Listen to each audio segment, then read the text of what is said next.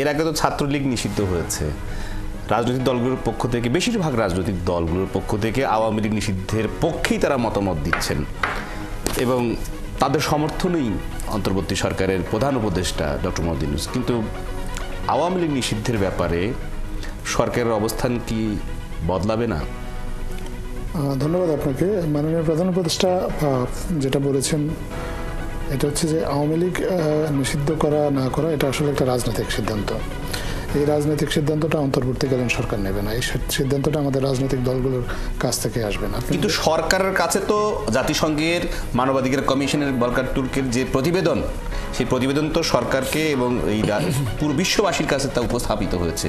সেই সকল প্রমাণ, মানে আমি বলবো জীবন্ত প্রমাণ আছে এখন। অবশ্যই জাতিসংঘের মানবাধিকার কমিশনের যে রিপোর্টটা দিয়েছেন এটা আমাদের জুলাই হত্যাকাণ্ডে কার কি ভূমিকা সেটা স্পষ্ট করেছে এবং সেখানে যদি দল হিসাবে আওয়ামী লীগেরও কিছু ভূমিকার কথা বলা হয়েছে।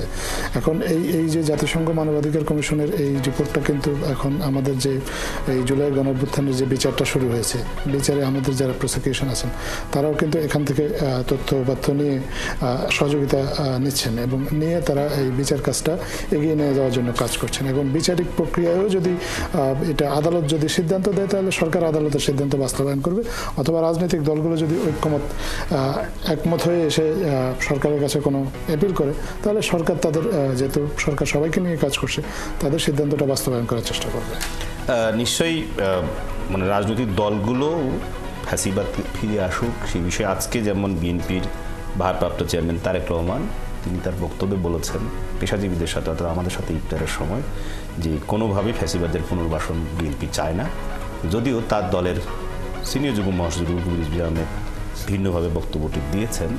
সেটি আমরা আবার পরিষ্কার হব বিরতির পর। দর্শক আমাদের সঙ্গেই থাকুন।